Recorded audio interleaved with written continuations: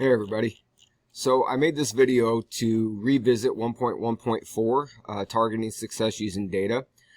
By now we have already made our target. We've already shot the bean bags. Some of us have good data, some of us not so much, some of us don't have any data, so we have to kind of continue on with that and get some of you guys squared away. But for the most part, most of the groups have usable data, okay?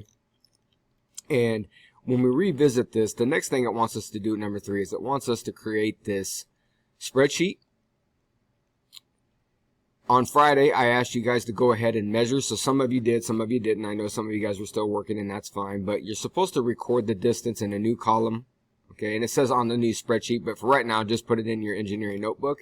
And so let's say you have like a spot that landed right here. You're literally measuring from the origin to that, okay? And ½ inch, okay, to your nearest ½ inch. Then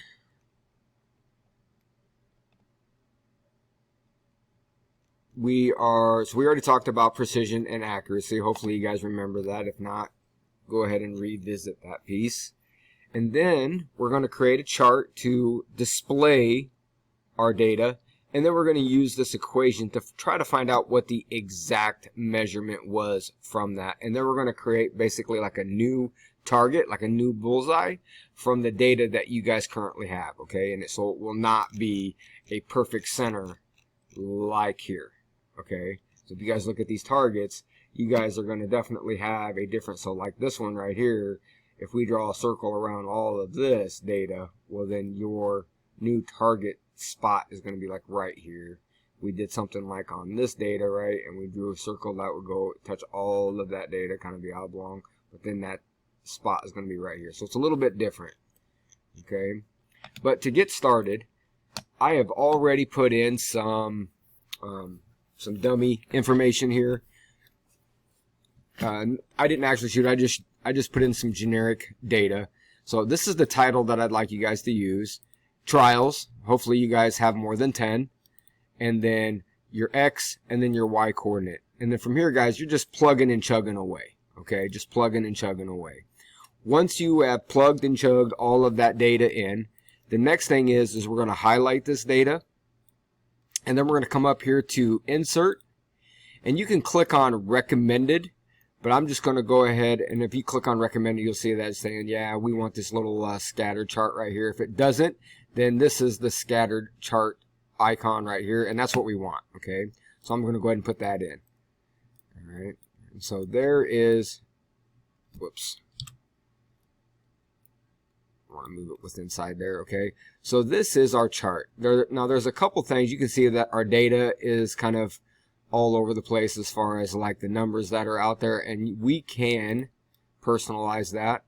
So if you click on this button right here and then go to your axis, click over here and then go more options, we can change that value, okay? So for example, the horizontal axis, it's going from -8 to 6.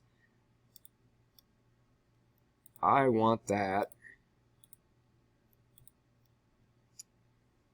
Okay, so you got to click on this button here to get to that data, and you can see here, here's our minimum. Let's go ahead and say, let's do a -10, and then we'll do a +10, and then instead of every 2, let's go ahead and go every 1, and then hit enter. And now you can see that that data has updated, okay? And then you can see that our vertical axis.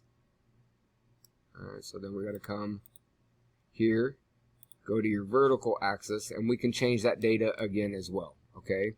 But just get it a little bit more transform, you know, so that way you guys can read it and it's more consistent in your data, okay?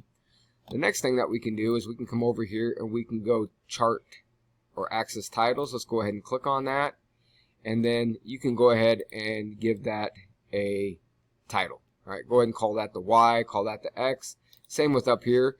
Instead of calling it chart title, let's go ahead and call that 1.1.4. And we're going to just call that targeting for, or targeting data. All right, enter. All right, done. Okay. Move that along the side. Now, this one right here, in this box right here, we're going to go ahead and call this distance from the origin.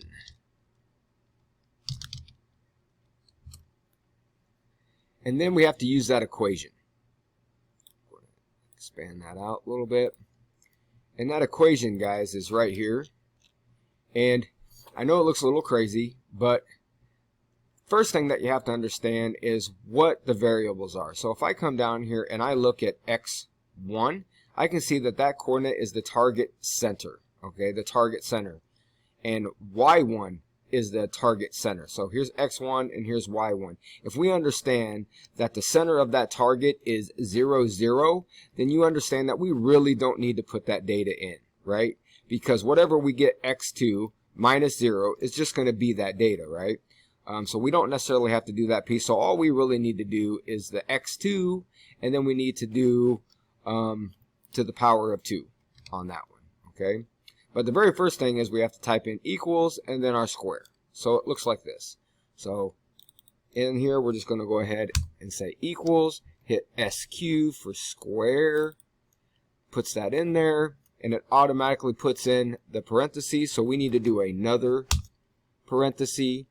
Let's go ahead and click on our X data, and then I'm going to hit Shift 6 to get that caret, and then 2, and then I can close that off. And then Shift for the plus sign, parenthesis, go ahead and click on that data for my Y coordinate, Shift 6 for the caret, 2, close that out, enter, and it says, do you want to accept? Yes. Not sure why that didn't go in just nice and neat, but there it is. Okay, so there is our data. Okay, from here I can go ahead and yes, we could type in this formula all the way down. Okay, but I'm going to use the shortcut. I'm just going to grab this, slide it all the way down, and boom, it copies and pastes that formula all the way down. So we're going to use the software and work smarter, not harder. Okay, now you guys can see we have a lot of digits here. So I'm going to go ahead and go to format the cell. Let me see here. There it is. Format the cell. And I am going to go to number. And it says 2 decimal places. Let's go ahead. I think we can go out and go 3 decimal places. And then click OK. And that's enough data for us. We don't need all of those digits. We probably could even go to the 100th, but we'll go ahead and go out to the 1000th and call that good for right now. Okay, I'm going to go ahead and end this video, guys. That should be enough for you guys to get started. Let me know if you guys need any help. All right, peace out.